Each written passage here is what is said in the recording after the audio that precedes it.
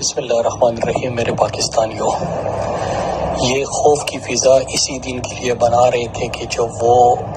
پاکستان کے مقبول ترین لیڈر عمران خان کو گرفتار کرے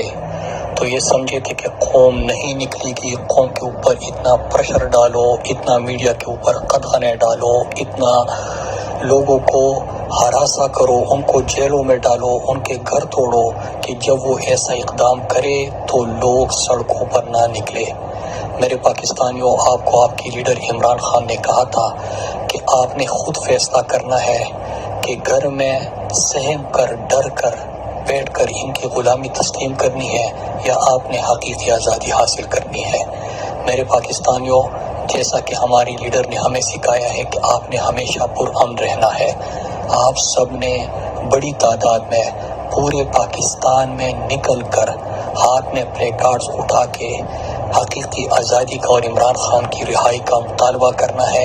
آپ نے پرامن رہنا ہے، کیونکہ ان کو بہانا چاہیے کہ کوئی ایسی سچویشن یہ کریٹ کرے جس طرح انہوں نے 9 مئی کو کیا تھا، اور پھر کارکنوں کے اوپر، میڈیا کے اوپر اور تحریک انصاف کے اوپر اور عوام کے اوپر ظلم و ستم کے پہاڑ ڈھائے۔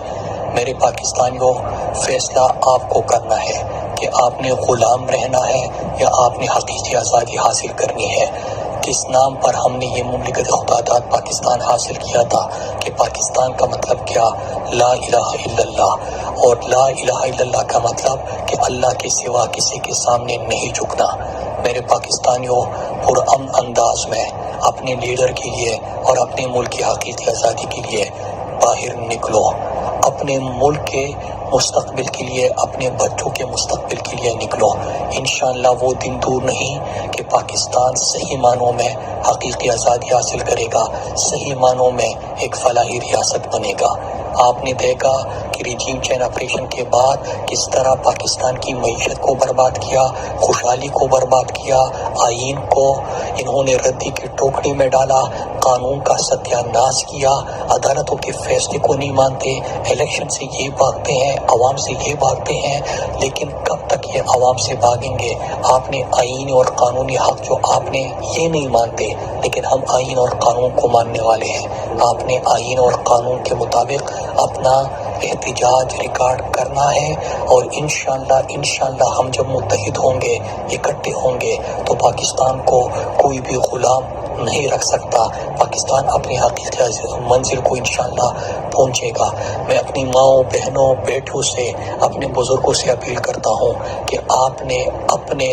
مستقبل کے لیے، اپنے ملک کے لیے، اپنے لیڈر کے لیے، اس لیڈر کے لیے جس نے ناموس رسالت صلی اللہ علیہ وآلہ وسلم کا مقدمہ پوری دنیا میں لڑا، اس لیڈر کے لیے جب اسلام کو دہشت گردی سے جوڑا جا رہا تھا تو اس نے اسلام فوبیا کے خلاف اقوام متحدہ میں قرارداد منظور کرائی، اس لیڈر کے لیے جو مدینہ کی ریاست بنانے کا عزم یونائٹڈ نیشنز میں کھڑے ہو کے کرتا ہے، اس لیڈر کے لیے جو کشمیر اور فلسطین کا سفیر بنا، اس لیڈر کے لیے جو عالمی اسلام کا ترجمان بنا، اس لیڈر کے لیے جو انہوں نے غریبوں کو کا سہارا بنے، احساس پروگرام دیا، اس لیڈر کے لیے جو پاکستان کے نوجوانوں اور پاکستان کے مستقبل کے لیے منصوبوں کا آغاز کیا، وہ لیڈر جو پاکستان کی خودداری پہ سمجھوتا نہیں کیا، اس لیڈر کے لیے جس نے دنیا کی آنکھوں میں آنکھیں ڈالی اور اس کو کہا کہ ایبسولوٹلی ناٹ، اس لیڈر کے لیے ہم نے نکلنا ہے۔ یہ سمجھتے ہیں کہ لوگوں میں خوف پیدا کر کے، ان کو ڈرا دھمکا کے، ان کو گھروں میں بند کر دیں گے، اور یہ جو مافیا ہے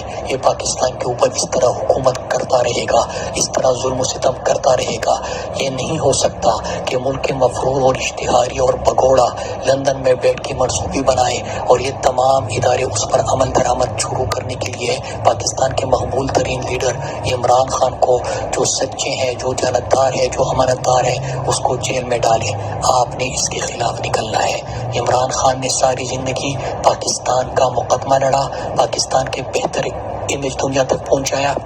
اور اپنی زندگی پاکستان پہ نچھاور کی۔ آپ نے اب اپنے لیے نکلنا ہے، کیونکہ اگر یہ امید انہوں نے ختم کر دی تو پھر اس کے بعد اندھیرا ہی اندھیرا ہے۔